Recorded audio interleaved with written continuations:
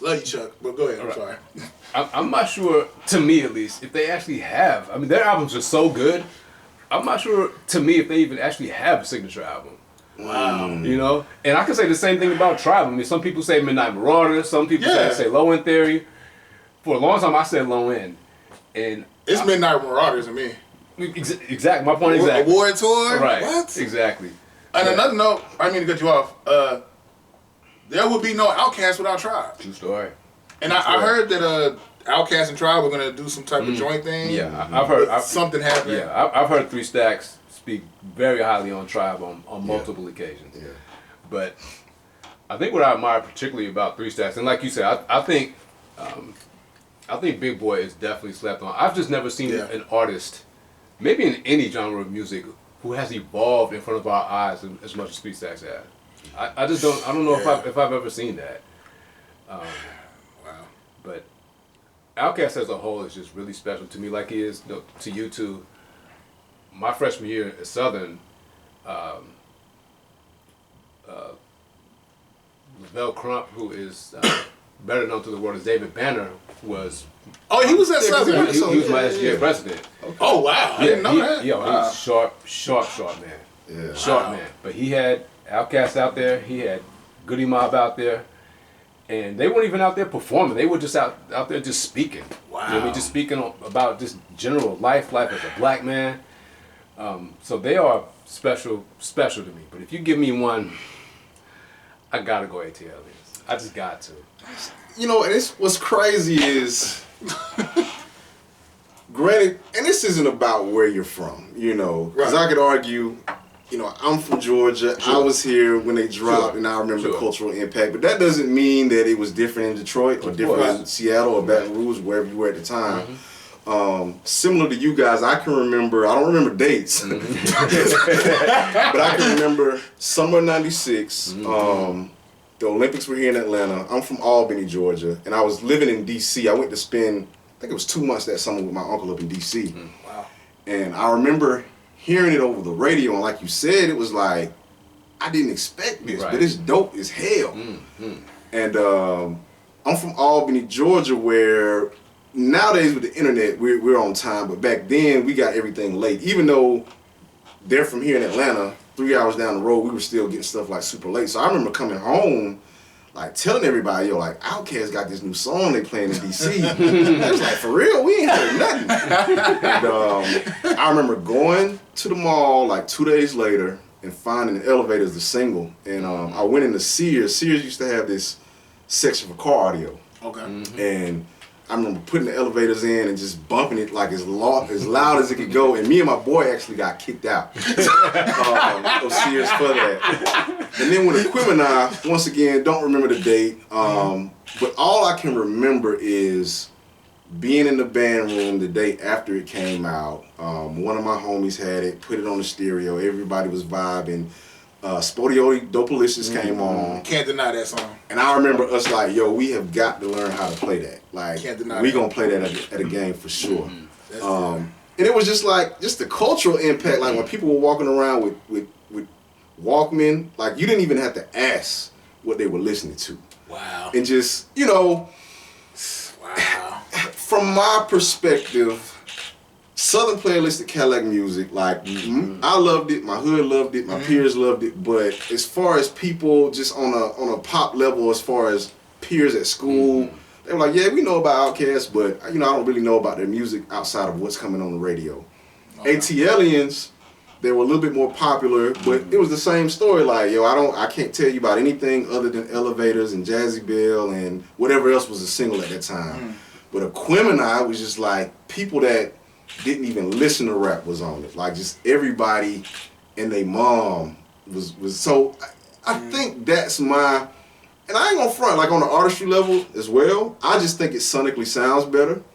But I think the cultural impact for me, that's just why I gotta roll with Aquemini, man. Well, okay, well, you know what? I will say this. You know, due to the fact that you are a musician, you played in the band, I think your ear is probably more mature than the average listener. And I will accept the fact that when Aquemini dropped, I don't think I was ready for it. Mm. You know, I was a child. But yeah, like I do appreciate Aquemini as an album. Like I said, I just felt like Outkast was ahead of the curve. Because all this woke shit that everybody, I got my oils and incense and Ashe brother, like they were on that back in '98. Yeah. So it's like I can respect the fact that they created a piece of art that is timeless. That art being Aquemini. But I guess like Atliens just stood out more to me because I felt like it was street, but it was southern, and it wasn't. It was street, but it didn't glorify violence. You know, like there's a song on Decatur Song actually, where he's talking about like I think Big Boy had a line where you know I had to bust two in the air to let the niggas know like you know, so that's why I like Atliens because I felt like they were able to not be preachy, but tell you some real shit and not be corny. Like not it's not a lot of people are able to do that. Right. You know what I'm saying? I think what was it? Like there have been times where, I mean, Andre's in my top 5.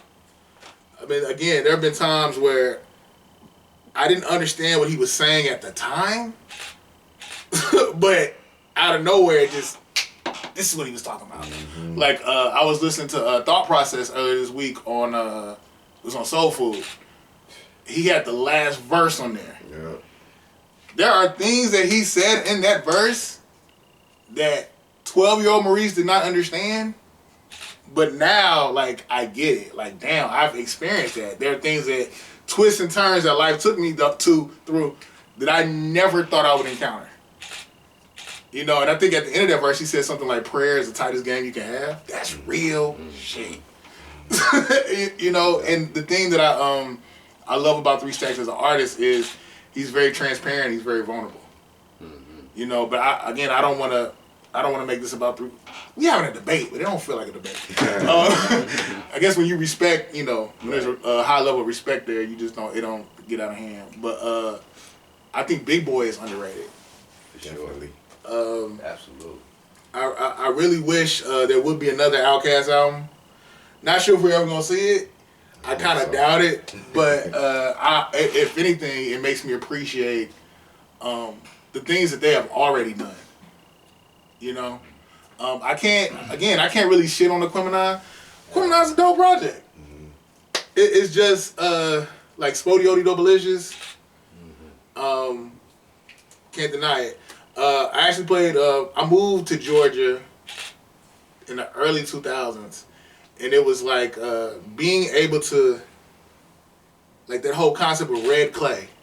Mm-hmm. Hearing Outkast talk about that. Like everything was made more real. The things that they said were made more real because I was able to see it. Yeah, yeah. Like I live in Zone 3.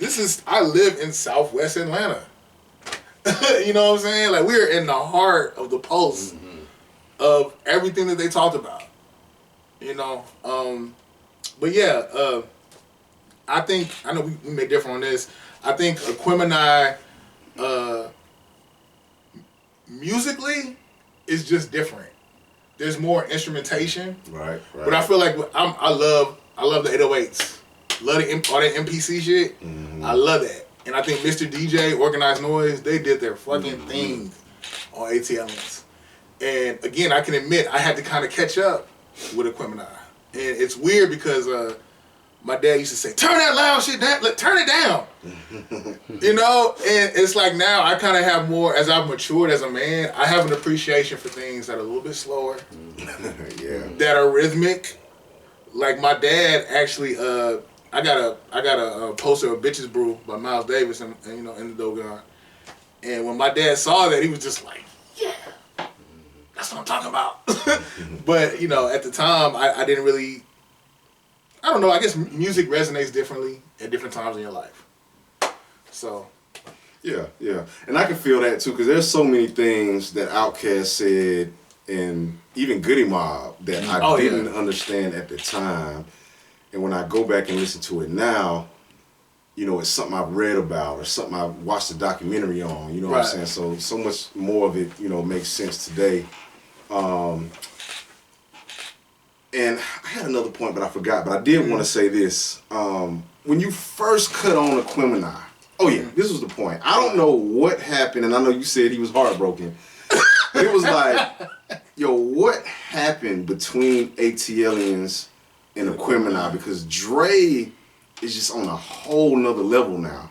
And I remember Return of the Gangster came on. Because I won't lie, there was a time between me and my peers at least where we still loved Dre, we still thought he was a dope rapper, but it's like, nigga, what are you doing? Now he wearing turbans and he got funny jewelry and I don't know. Yeah. And, you know, everybody kind of gravitated towards Big Boy for that reason alone. Yeah. But then on Return of the Gangster, like his verse is just, I know for a fact I probably ran that song back like 3 times before I even went to the rest of the album. Maybe even his verse specifically. And then he addresses that. He's like, yo, Big Boy, what's up with Andre? Is he gay? Cool? And that's just, I don't know, it was just so dope that he met that shit head first, like, yo, let me go ahead and address this. Right. And I'm having problems putting that verse, or how I felt about that verse. I'm pretty sure I got goosebumps, like, damn, like, I knew he could rap, but what the fuck? Bro, to add on to your point, what's that song? Even the Sun Goes Down. That's the title track, Aquemini. Yeah. Dre, like, I mean, Lord, give me the words. Dre's delivery on that track, the faith is what you make it, that's the hardest shit since MC Ren. Yeah. What? Man, like the things that he was saying on that song and his flow, the way he played with his voice and his vocal pitch and his content was just hella dope. And the thing about, I think you alluded to this earlier, like the thing that's really dope about Aquemini and all Outkast music is it's a long continuum. Because you just asked a question about like what happened with Dre. He answered that on Love Below. That last song where he actually rapped. Yeah. I went to this place, this hip hop club. I saw this girl with a turban. Like this dude has been so transparent with us. Yeah. You know, and it's like Outkast music, it ages well. Yeah, it's timeless. You know, I can't, I got a little bit of an ego, but I can't deny the things that the homie has said. Definitely. I cannot shit on Aquemini as an album. I like the way, again, just I grew up on East Coast hip hop. So I always like the boom bap, the shit, I got Tim's on right now, fuck it. Like, I always like the rugged shit, and I felt like Outkast was able to do that, but they finessed it. Like, it was like, I ain't gotta prove to you I'm hard. Nigga, I'm hard. Right, exactly. You know what I'm saying? Like, I ain't got, like, and that's what I've always appreciated about their music. I can go on and on. Anything else you want to add? I think we covered. You know what's crazy? One thing that I did want to throw out there though is it's very ironic that even though I prefer Aquemini over Atliens, my favorite Outkast song of all time is on Atliens. And hopefully I didn't throw the white flag in by saying that. You know what I'm saying? Because I still think Aquemini's the best, but Over the Woods is like my favorite. Like that beat is just power, I come give me some. That shit was spiritual. Yeah. But yeah, like in closing, it's hard to debate something when you see the value in what you're contesting. Anyone who hasn't listened to these projects, I think everybody has, but if you haven't, younger people, older people, whatever, take the time out to really process Aquemini. I think one thing about Aquemini, with Earth Tone 3, they did a lot of production on Aquemini. I think that's it was Dre and I don't know who else. Yeah. So I think sonically, my ear, again, I've said this 1,000 times today, my ear had to catch up to where Outkast was taking us. Yeah. But I can understand. I recognize the value, But like, share, comment, subscribe. Subscribe to the YouTube channel 82 Kings. Follow me moving on Instagram at MacTV_82. You want to give your social media? Yeah, man, you can follow me on Twitter, IG, the Brian Rashad, TheBrianRashad. Yeah, that's pretty much it. Last thing I want to say, wish I would have thrown this in earlier. If you haven't checked out any of Big Boy's solo projects, go do so. Because a lot of people have been sleeping on those. And then even some of the older Dungeon Family soul. Backbone, that's a classic. Yeah. His album was a classic. Slim Cutter Calhoun. Yeah. That was dope. Cool Breeze. Cool. Oh my God. That was Point's greatest hit. Right. Yeah, Cool Breezes. Shit, Witch Doctor. Witch Doctor. Oh yeah. Yeah, like all of these are still in rotation for me. So you remember that song Georgia Plains? Oh yeah, on Witch Doctor. Yeah. But text me your I guess just inbox me your information. Okay. So I can share it with the people. But yeah, reporting live from the Dogon. We out.